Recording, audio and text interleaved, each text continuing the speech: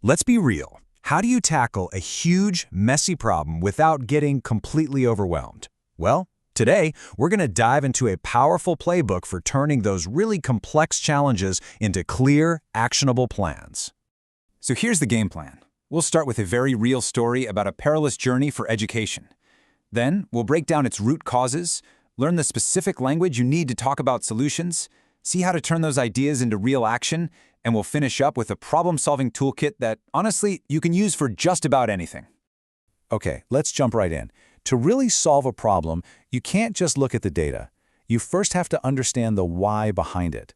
You know, the human story that's sitting right at its core. And that story? It really starts right here, with this incredibly powerful thought from a 17-year-old named Celio Azmi. He says, "I worry about my two younger sisters. I wish they could also attend classes safely." You can just feel it, right? This isn't just some abstract issue for him. It's a deeply personal mission.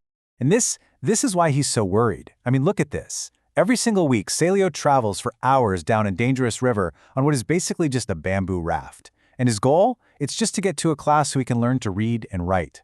The level of commitment there is it's incredible. So his journey, it really shines a light on two huge challenges facing his community, the Batek people. First, you've got geographic isolation. We're talking a dangerous 45 to 50-minute boat ride just to get near a school. And second, there are these crushing socioeconomic barriers. About 99% of the community is low income, and families often need their kids to work, not study. And the result of all this? A 43% school dropout rate. That's double the national average. It's a massive problem. Okay, so we have the emotional story, we feel the why. But how do we get systematic about this? That's where we move to analyzing the root causes. This is how we go from one big, overwhelming problem to its specific underlying issues. And for that, we're going to use a fantastic tool called the problem tree analysis. Seriously, think of it like a map for your problem. It helps you separate the main issue, that's the trunk of the tree, from all the underlying factors that are feeding it. Those are the roots. So let's apply this right now. The main problem, the trunk of our tree, is limited access to education. But what are the roots? Well, we can actually group them. You've got geographic roots like the remote villages and that river travel. You've got economic roots like poverty. And then you have systemic roots like families not having official documents or language gaps between teachers and students. See how it just brings order to the chaos? Okay, so once you really understand the roots of a problem, you need a way to talk about the solutions. And that brings us right to our third section, the language of solutions. This is all about how you craft a proposal that's clear, powerful, and gets people to listen. The key is this deceptively simple structure called the proposal sentence. Now, it sounds formal, but the structure is what's magic. It always goes like this. It is proposed that, then you say who needs to act, what action they should take, and any other important details. What this does is it forces you to move from just complaining about a problem to actually proposing a solution. Let's see it in action. So the problem is kind of vague, right? Schools are too far away. But watch this. The proposal is specific and actionable. It is proposed that the government build learning centers in Batek villages. Boom. Instantly, you have a concrete idea that people can actually discuss. Let's try one more. The problem, dangerous river travel.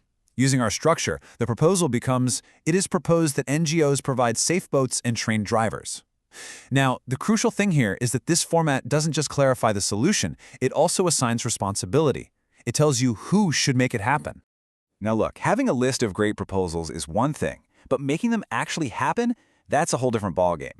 So let's move on to turning these ideas into action, which is all about collaboration and teamwork.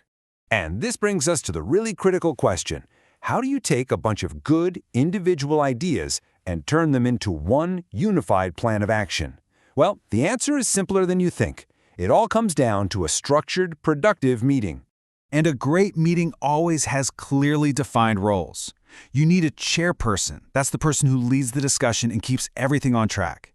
You need a secretary to take notes and record what's decided so nothing gets lost.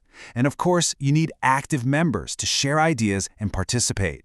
Every single one of these roles is essential if you want to turn talk into a real decision. So let's bring all of this together in our final section, your problem-solving toolkit. We've gone from a really personal story all the way to a complete framework, and now we're going to package it up so you have a repeatable process for any challenge you might face. And that brings us to the whole journey boiled down to the 4-step proposal playbook. Step 1, understand the human story. Step 2, analyze the problem's root causes, maybe with that problem tree. Step 3, propose clear, actionable solutions using that formal sentence structure. And Step 4, collaborate with the team to build a solid plan. That's it. You know, this framework isn't just for a case study. It's a practical tool for your work, for your community, for any challenge you're passionate about. So I guess the only question left is, what problem will you solve first?